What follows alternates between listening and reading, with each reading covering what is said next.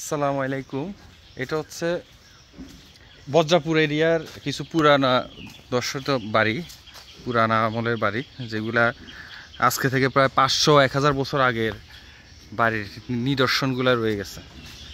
এই যে এই লাইনে পুরাটা এদিকে না আর আর এই গাছটা কত বছর হবে? অনেক, তো অনেক 500 বছরের কম তো না। এই যে দেখেন এই পুরানা বাড়ির মধ্যে দেখেন একটা গেট, মেইন গেট। এগুলো আমরা আগে টেলিভিশনে দেখতাম, তারপরে বিভিন্ন কবি নজরুল, হ্যাঁ এখানে একটা মূর্তি ছবি আছে দেখেন। এই যে এই জিনিসগুলো অসাধারণ একটা, হ্যাঁ এই যে এখানে দেখেন এটা মনে হয় আটকানো আছে, হ্যাঁ তো এখানে একটা মূর্তি আছে। আর এইগুলো দেখেন এত টেকনোলজি আজকে থেকে 1000 বছর আগের, মানে ভিত্তিস্পদ মানে স্থাপনাগুলা এমনভাবে করছে যেটা বর্তমানে আসলে করা সম্ভব না। এখানে কিন্তু কোনো সিমেন্ট না, এগুলো এক ধরনের আপনার ওই যে চুন সুরকির গাঁথনি, সুরকি দিয়ে তারপরে ইটগুলাকে ব্লক করে করে এই জিনিসটা তৈরি করা হয়েছে। দেখেন এখনো কি স্ট্রং। বর্তমানে আমরা সিমেন্ট দিয়ে যেগুলো করি সেগুলোর থেকে এগুলা হাজার হাজার গুণ শক্ত এবং খুবই মজবুত। তারপরে এই দেখেন পুরোনো বাড়ির এটা, এখানে কেউ থাকে না, এটা নিদর্শন হিসাবে রয়ে গেছে এই এলাকায়। আরেকটা হচ্ছে আমি আপনাদেরকে দেখাই আরেকটু, সেটা হচ্ছে যে এই পুরো বাড়িটা, এই বাড়িটা এদিক থেকে ওই পর্যন্ত, এই পর্যন্ত পুরাটাই হচ্ছে আধুনিক বাড়ি। আর এখানে একটা গেট আছে, যাওয়া যাবে মনে হয়, এখানে যাওয়া যাবে কিনা জানি না। তারপর আমরা ঢুকলাম, আপনারা দেখেন এই যে বাড়িটা, এখানে কেউ থাকে, এখানে কেউ থাকে। এটাতে স্টপ করা যায় না? হ্যাঁ স্টপ করা যায় না এখানে। হ্যাঁ এই যে দেখেন এখানে দুনিয়ার বাদুর আছে, দেখছেন প্রচুর বাদুর।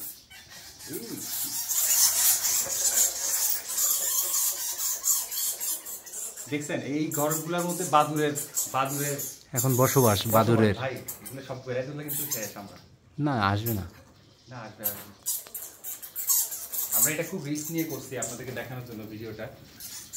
এই যে এটা পুরোটা, আপনি এদিক থেকে আসেন, এদিক থেকে পুরো ভিডিওটা সুন্দর আসবে। এই যে দেখেন আমরা যদি দেখাই আপনারা এই বাড়িটা এদিক থেকে, এই বাড়িটা দেখেন আমরা তো ওই দিক দিয়ে ঢুকতে পারি নাই, এটা হচ্ছে মেইন গেট। এই যে মেইন গেট, এটা মেইন গেট, আমরা যেটা ঢুকতে পারি নাই, আমরা পিছন দিয়ে ঢুকছি ভিতরে। মানে এখন বসবাসের অনুপযোগী, মানে এটা আসলে বাংলাদেশ সরকার বা আমি জানি না তাদের চোখে এটা পড়ছে কিনা।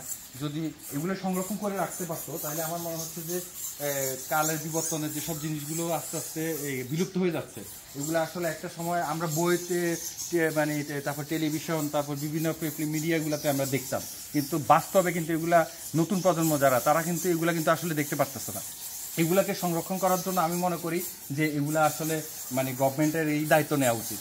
কারণ গভর্নমেন্ট যদি এসব জায়গাগুলো যদি না দেখে তাহলে আলটিমেটলি একটা সময় দেখা যাবে যে যারা বা যারা এখানে বসতি করে রাখছে তারা তো নিজের প্রয়োজনে একটা সময় এটা ভেঙে ফেলবে, ভেঙে এখানে হয়তো নতুন করে বিল্ডিং করবে। কিন্তু এটা যে ভেঙে ফেলবে এটা বুঝার মতো ক্ষমতা যদি তার থাকতো, সে বুঝতো যে এটা কত বছরের একটা পুরনো একটা ঐতিহ্য জিনিস, যেটা মানুষের সৃষ্টি কালচার, মানুষের পৃথিবীর যুগ থেকে পৃথিবীতে যে মানুষগুলো মানে বসবাস করছে, বা আজকে থেকে 1000 বছর আগে মানুষগুলো কেমন ছিল, বা 2000 বছর আগে মানুষগুলো কি অত্যাধুনিক প্রযুক্তি বা কি টেকনোলজিতে ওরা বসবাস করতো, এটা আসলে দেখলে বোঝা যায় এই এলাকার মানুষগুলো আসলে কিরকম মানে উন্নত জীবনযাপন করতো।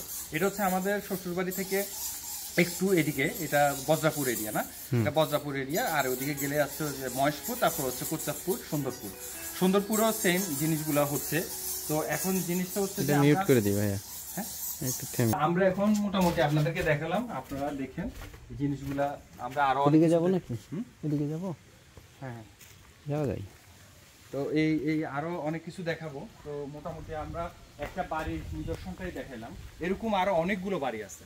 এই যে সামনে আছে, ওই যে পিছনে, এই যে এইদিকে একটু দেখেন, ওই যে হ্যাঁ দেখেন, দেখছেন এই বাড়িগুলো দেখেন, প্রত্যেকটা এই লাইনের প্রত্যেকটা আপনার জমিদারি, মানে অনেক হাজার হাজার বছর আগের বাড়িগুলো, মানে এগুলাই আসলে ইতিহাস। আপনাদেরকে আরও একটু দেখাই, এই যে এটা হচ্ছে বাইরের দিক, আর এটা হচ্ছে এই যে এদের মেন রাস্তা এদিক দিয়ে, হ্যাঁ। আর সামনে আরও আছে, সামনে আপনাদেরকে দেখাচ্ছি।